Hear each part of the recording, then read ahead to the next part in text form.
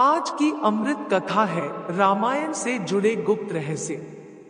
मित्रों, बहुत ही कम लोग जानते हैं कि श्री रामचरितमानस और रामायण में कुछ कुछ बातें बिल्कुल अलग अलग है, जबकि कुछ बातें ऐसी हैं जिनका वर्णन केवल वाल्मीकि कृत रामायण में ही लिखी गई है। मित्रों, भगवान श्री राम को समर्पित मुख्यतः दो ग्रंथ लिखे गए हैं। एक तुलसीदास जी द्वारा रचित श्री रामचरितमानस और दूसरी वाल्मीकि कृत रामायण। इनके अलावा भी कुछ अन्य ग्रंथ भगवान राम पर लिखे गए हैं, लेकिन इन सभी ग्रंथों में वाल्मीकि कृत रामायण को सबसे सटीक और प्रामाणिक माना जाता है। दोस्तों, आज हम आपको अपनी इस वीडियो में बताने जा रहे हैं रामायण से जुड़े कुछ गुप्त रहस्य जिनके बारे में शायद आप लोग नहीं जानते होंगे। दोस्तों, महाकवि तुलसीदास जी द्वारा रचित श्री रामचरितमानस में यह वर्णन मिलता है कि भगवान श्री राम ने देवी सीता से विवाह करने के लिए उनके स्वयंवर में शिव धनुष को उठाया और उसका प्रत्यंचा चढ़ाने लगे तो प्रत्यंचा चढ़ाते समय वह शिव धनुष टूट गया। जबकि वाल्मीकि द्वारा रचित रामायण में सीता स्वयंवर का कोई वर्णन ही नहीं है। वाल्मीकि कृत रामायण के अनुसार भगवान राम और लक्ष्मण ऋषि विश्वामित्र के साथ मिथिला पहुंचे थे और विश्वामित्र के ही कहने पर राजा जनक ने प्रभु श्री राम को वह शिव धनुष दिखाया था। जब प्रभु श्री राम ने वह शिव धनुष देखा तो खेल ही खेल में प्रभु श्री राम ने उस शिव धनुष को उठा लिया और धनुष पर प्रत्यंचा चढ़ाते समय वह टूट गया। चूंकि राजा जनक ने यह प्रण किया था कि जो भी इस शिव धनुष को उठा लेगा उसी से वे अपनी पुत्री सीता का विवाह कर देंगे, तो इसलिए राजा जनक ने अपनी पुत्री सीता का विवाह भगवान श्री राम से कर दिया। दोस्तों, वाल्मीकि कृत रामायण के अनुसार राजा दशरथ ने पुत्र प्राप्ति के लिए पुत्रेष्टि यज्ञ करवाया था और इस यज्ञ को मुख्य रूप से ऋषि ऋष्यशृंग ने संपन्न किया था। ऋषि ऋष्यशृंग महर्षि विभांडक के पुत्र थे। एक दिन जब महर्षि विभांडक नदी में स्नान कर रहे थे, तब विभांडक ऋषि का नदी में वीर्यपात हो गया। उस जल को एक हर हिरनी ने पी लिया था, जिसके फलस्वरूप ऋषि ऋष्यशृंग का जन्म हुआ था। दोस्तों, यह हम सभी जानते हैं कि लक्ष्मण द्वारा शूर्पणखा के नाक कान काटे जाने से क्रोधित होकर लंकापति रावण ने माता सीता का हरण किया था। लेकिन आप में से बहुत ही कम लोग जानते होंगे स्वयं शूर्पणखा ने भी लंकापति रावण को सर्वनाश होने का श्राप दिया था, क्योंकि रावण की बहन शूर्पणखा के पति का नाम विद्युज्जिह्व था और वह कालकेय राजा का सेनापति था। रावण जब विश्व विजय पर निकला था तब उसका राजा कालकेय से युद्ध हुआ था। तब उसने उस युद्ध में अपने बहन के पति विद्युज्जिह्व को मार दिया। तब रावण की बहन शूर्पणखा ने मन ही मन रावण को श्राप दिया कि एक दिन मेरे ही कारण तेरा सर्वनाश होगा। रावण जब विश्व विजय करने के लिए स्वर्ग लोक पहुंचा तो उसे रंभा नाम की अप्सरा दिखाई दी, जिसे देखकर रावण उस पर मोहित हो गया और अपनी वासना पूरी करने के लिए रावण ने रंभा को पकड़ लिया। तब उस रंभा नाम की अप्सरा ने रावण से कहा कि आप मुझे इस तरह से स्पर्श नहीं कीजिए, क्योंकि मैं आपके बड़े भाई कुबेर के बेटे नलकुबेर के लिए आरक्षित हूँ, इसलिए मैं आपकी पुत्रवधू के समान हूँ। लेकिन रावण ने उसकी बात नहीं माना और उसने रंभा के साथ दुराचार किया। यह बात जब नलकुबेर को पता चली तो उन्होंने रावण को एक श्राप दे दिया। उन्होंने रावण को श्राप दिया कि आज के बाद रावण बिना किसी स्त्री की इच्छा के उसे स्पर्श करेगा तो उसके सर के 100 टुकड़े हो जाएंगे। वाल्मीकि रामायण के अनुसार एक बार रावण जब अपने पुष्पक विमान से कहीं जा रहा था, तभी उसे एक सुंदर युवती दिखाई दी। उसका नाम वेदवती था और वो भगवान श्री हरि विष्णु की तपस्या कर रही थी, क्योंकि वह भगवान विष्णु को अपने पति रूप में पाना चाहती थी। रावण ने जब वेदवती को देखा तो वह उस पर मोहित हो गया और वह वेदवती के बाल खींचकर उसे अपने साथ चलने के लिए कहा। तब उस तपस्विनी ने उसी क्षण अपने शरीर का त्याग कर दिया और रावण को श्राप दे दिया कि एक स्त्री के कारण ही तेरी मृत्यु होगी। उसी स्त्री ने दूसरे जन्म में सीता के रूप में अवतार जन्म लिया। दोस्तों, महाकवि तुलसीदास द्वारा रचित रामचरित्र मानस के अनुसार सीता स्वयंवर के समय भगवान परशुराम वहां आए थे, जबकि वाल्मीकि कृत रामायण के अनुसार सीता से विवाह के बाद जब प्रभु श्री राम अयोध्या लौट रहे थे, तब भगवान परशुराम आए थे। उन्होंने भगवान श्री राम को अपने धनुष पर बाण चढ़ाने के लिए कहा। जब भगवान श्री राम ने उनके धनुष पर बाण चढ़ा दिया तो परशुराम जी वहां से चले गए। वाल्मीकि रामायण के अनुसार जिस समय भगवान श्री राम वनवास गए थे, उस समय उनकी आयु 27 वर्ष की थी।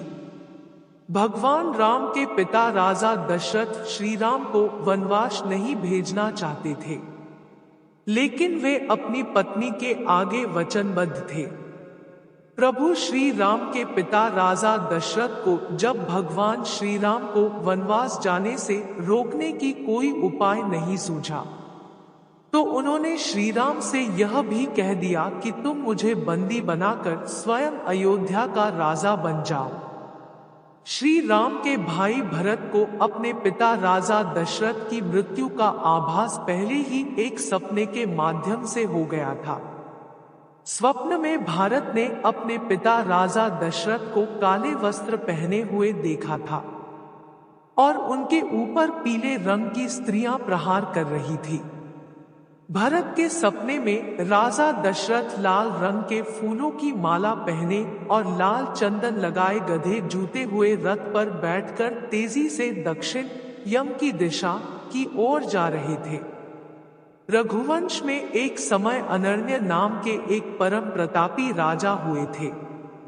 जब लंकापति रावण विश्व विजय करने के लिए निकला था, तब उसका युद्ध राजा अनन्य के साथ भी हुआ था और उस युद्ध में राजा अनन्य की मृत्यु हो गई थी।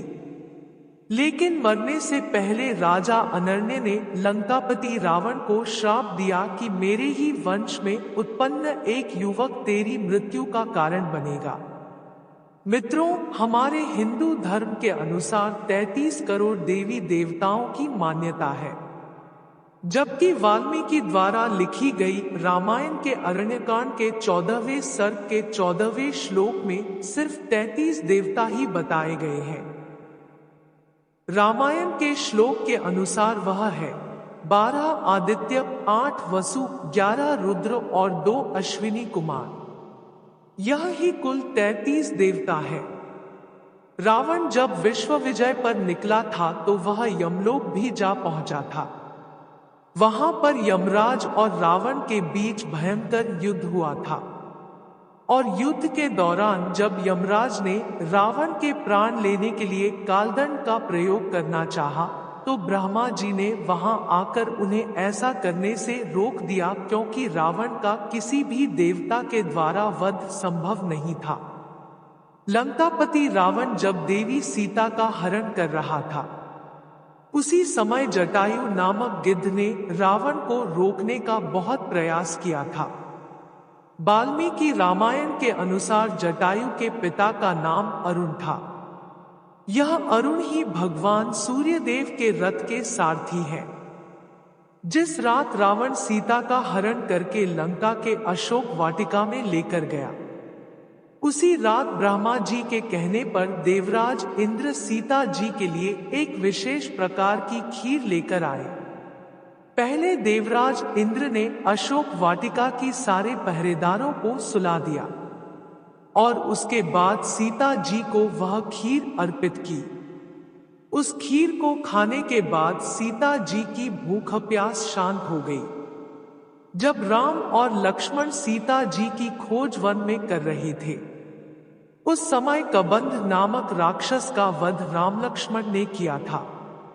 वास्तव में कबंध राक्षस एक श्राप के कारण राक्षस बना था। जब श्री राम ने उसके शरीर को अग्नि के हवाले किया तो कबंध राक्षस का श्राप टूट गया और वह मुक्त हो गया। कबंध राक्षस ने ही भगवान श्री राम को सुग्रीव से मित्रता करने के लिए कहा था। तुलसीदास जी द्वारा रचित रामचरितमानस के अनुसार समुद्र ने लंका जाने के लिए श्री राम को रास्ता नहीं दिया तो लक्ष्मण बहुत ही ज्यादा क्रोधित हो गए थे। जबकि वाल्मीकि रामायण के अनुसार लक्ष्मण नहीं बल्कि भगवान श्री राम समुद्र पर क्रोधित हुए थे और उन्होंने समुद्र को सुखा देने वाले बाण भी समुद्र पर छोड़ दिए थे। तब लक्ष्मण व अन्य लोगों ने भगवान राम को समझाया था। तुलसीदास कृत रामायण के अनुसार समुद्र पर पुल का निर्माण नल और नील नामक दो वानरों ने किया था, क्योंकि नल और नील को यह श्राप मिला था कि उनके द्वारा पानी में फेंकी गई वस्तु पानी में डूबेगी नहीं। जबकि वाल्मीकि रामायण के अनुसार नल देवताओं के शिल्पी विश्वकर्मा के पुत्र थे और वह स्वयं भी शिल्प कला में बहुत निपुण थे। अपनी इसी कला के मदद से उन्होंने समुद्र पर सेतु का निर्माण किया था। वाल्मीकि रामायण के अनुसार समुद्र पर सेतु बनाने में 5 दिन का समय लगा था।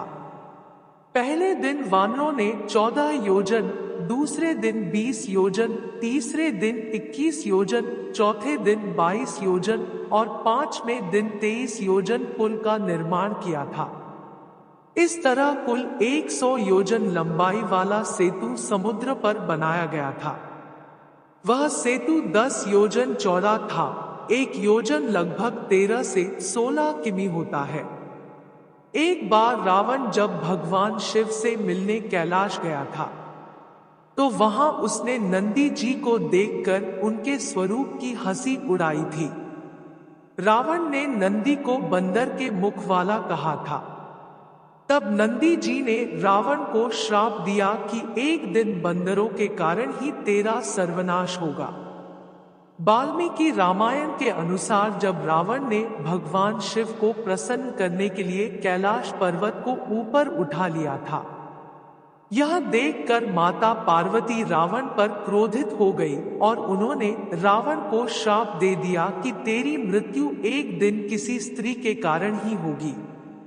जिस समय भगवान श्री राम और रावण के बीच अंतिम युद्ध चल रहा था, उस समय देवराज इंद्र ने अपना दिव्य रथ श्री राम के लिए भेजा था। उस रथ पर बैठकर ही भगवान श्री राम ने लंकापति रावण का वध किया था। जब भगवान राम और रावण का युद्ध चल रहा था और बहुत समय तक युद्ध का परिणाम नहीं निकला, तब अगस्त्य मुनि ने प्रभु श्री राम को आदित्य हृदय स्तोत्र का पाठ करने को कहा, जिसके प्रभाव से भगवान श्री राम ने रावण का वध किया था। वाल्मीकि कृत रामायण के अनुसार रावण जिस सोने की लंका में रहता था, वह लंका रावण से पहले उसके भाई कुबेर की थी। जब रावण विश्व विजय पर निकला तो उसने अपने भाई कुबेर को हराकर सोने की लंका तथा पुष्पक विमान पर अपना अधिकार कर लिया।